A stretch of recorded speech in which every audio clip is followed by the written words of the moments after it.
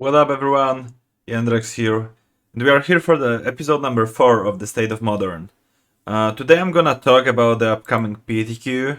There's a PTQ tomorrow, which is Sunday, or rather Saturday, the 30th of January, and I'm considering two decks. I'm most likely gonna play blue-black Lurrus.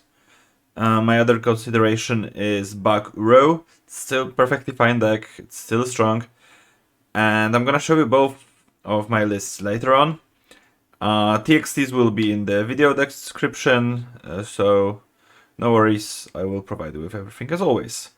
So the first thing that I want to talk about in regards to both PTQ and Modern in general is the Tibalt Trickery combo.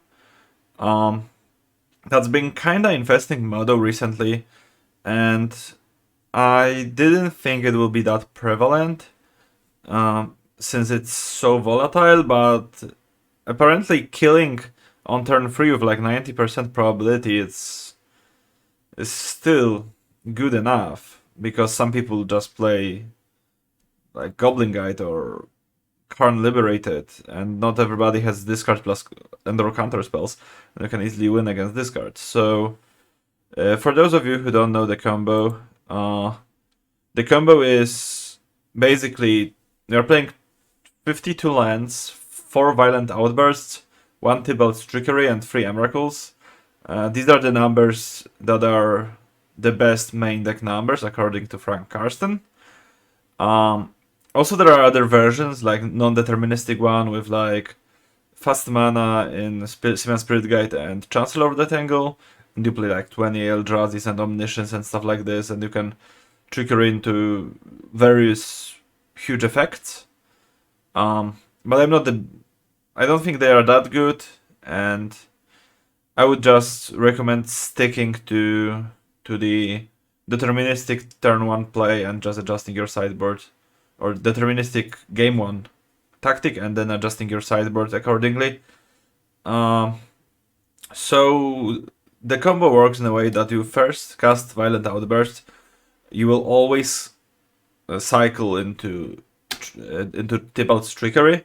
You target the Outburst with Trickery, and then after milling up to 3 cards from the top of your deck, you will get to Emrakul the Aeon Storm, because it's the only spell other than not named Violent Outburst in your deck. So as I've said, the combo is very, very consistent in killing and on turn 3, but it can't kill you earlier, and it folds to like 1 counterspell most of the time.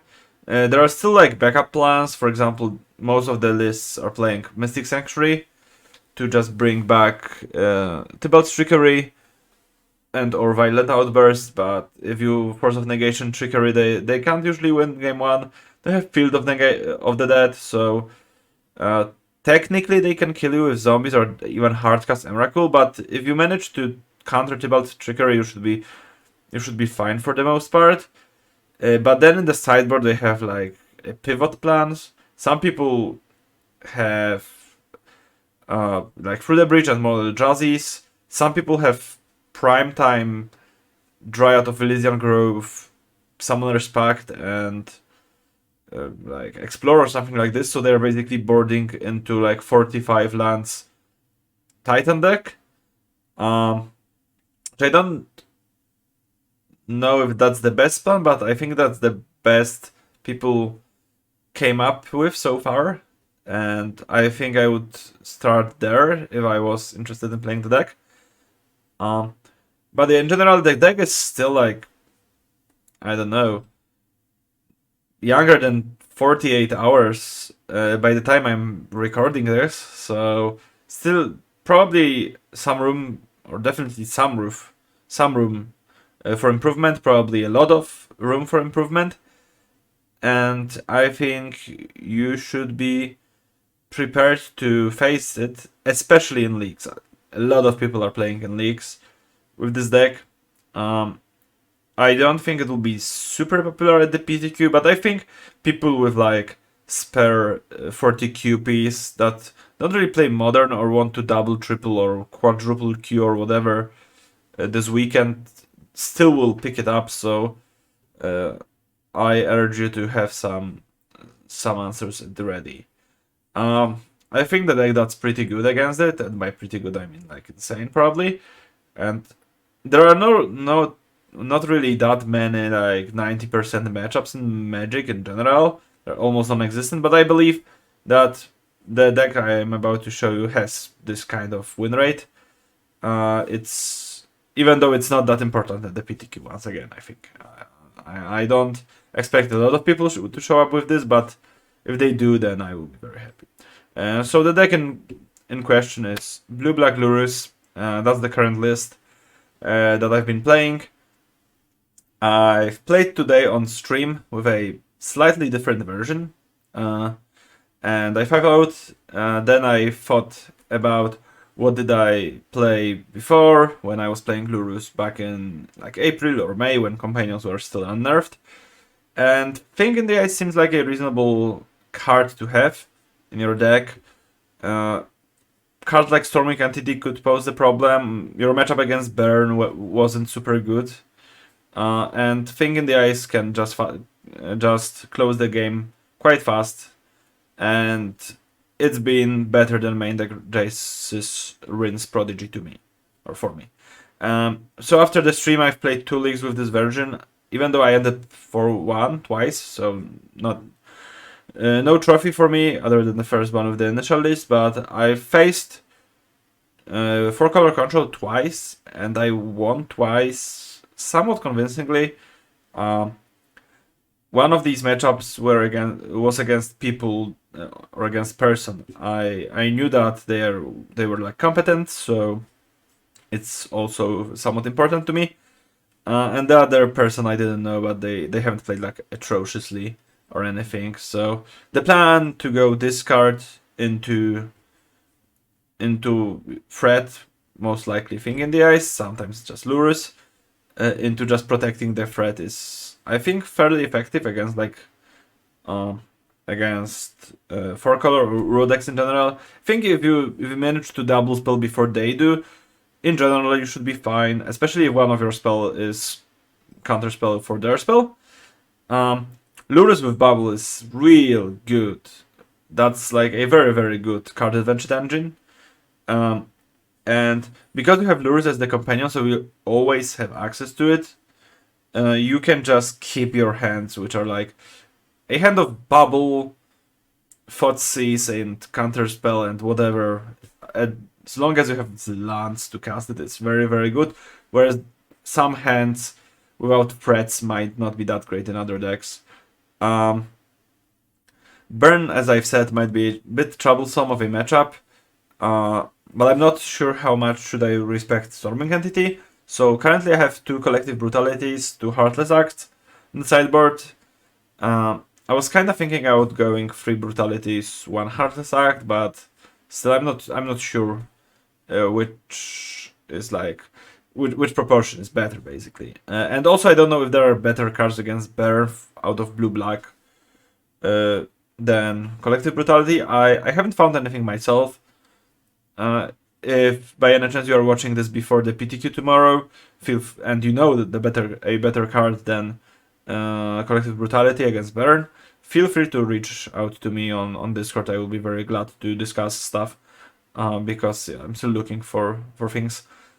Other than that, Jace Vryn's Prodigy is a card that, as you might know, and I already said that, so you probably know this. I've played 4 Jaces in my first version in the main deck, but since I think Thing in the Ice is the better threat, I've moved Jace to the sideboard because against 4-color, I think I want there's like 5-6 threats against them, and discard into Jace is pretty good against them as well.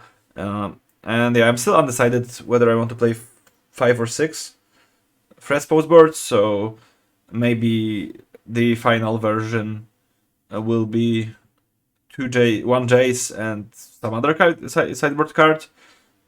Still don't know, but this is most likely the 75 I'm gonna register tomorrow.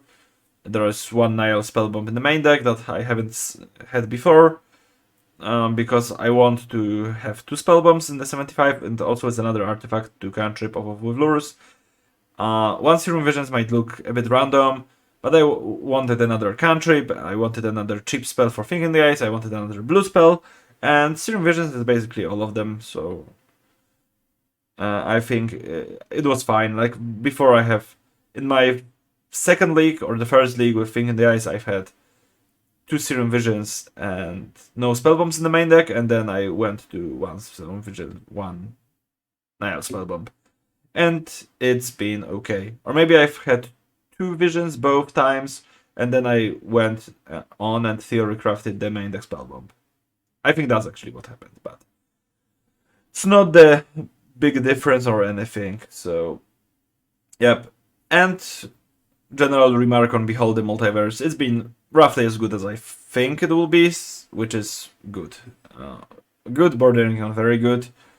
The ability of just sequencing it between 2 turns when you have spare mana, it's very underrated still, I think, and time and time again, I was just, I don't know, I just feel like people are still sleeping on this card. I haven't seen anyone else play it, and I think it is quite better than Fact or Fiction, and I expect people to catch up at some point.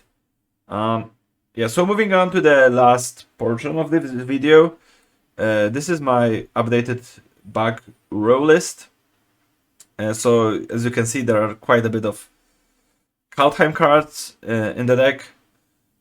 Mostly there are 3 Beholds, similar as in Lurrus version, or in Lurrus deck, because these are like 2 different decks, so they are in the version of the same deck, obviously. But yeah, that's just semantics. Beholds were similarly as good as in blue-black. You just have a bit more gas. They are good target. They're a good target for Mystic Sanctuary. I trimmed 1 Jace, 1 Archmage's Charm. As you can see, I also went down to 1 Field of the Dead and 2 Field of Ruins. Or up to 2 Field of Ruins and down to 1 Field of the Dead. And 1 land down in general. Don't know if that will be better than playing 2 fields, but because of Icefang Cuddles and Rymut Falls and Ice Tunnel, I thought that I want to be a more like snow color centric on my mana. You can probably still play the last list pre-Kaldheim and it still will be good, but that's what I like for this weekend for the PTQ. Cosima, God of the Voyage, as you can see in the sideboard, is like something I wanted to try out.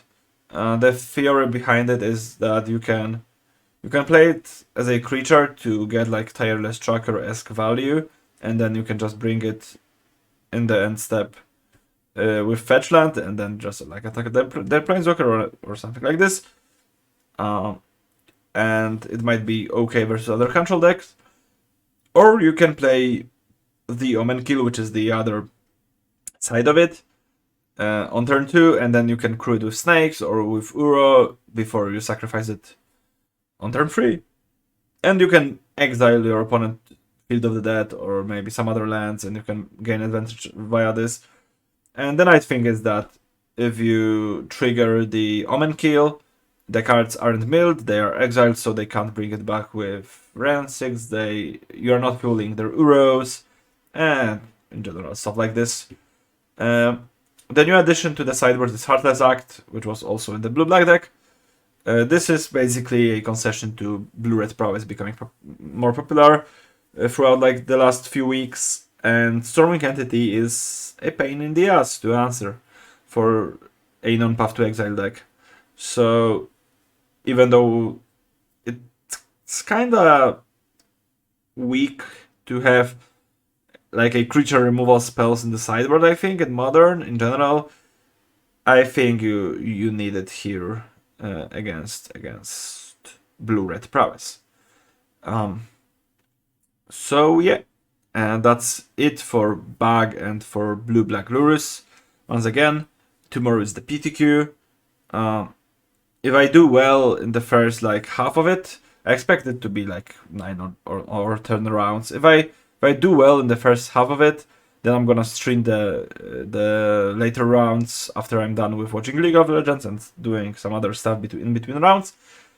And if I do poorly, then I'm just gonna stream probably Lurrus on Monday. Maybe I'm gonna stream the Sunday challenge that starts on 1 p.m. European, but I'm not sure about it. I still haven't decided. Yep, and that's basically it. If you are playing this weekend, then good luck to you. Whether you are playing Lurrus or Bug or another deck, just have a plan for Tibalt's Trickery, because, especially in the challenge, probably, I think it will be quite popular in the challenge, even if people don't decide to play it on at the PTQ tomorrow. But yeah, that's all for me.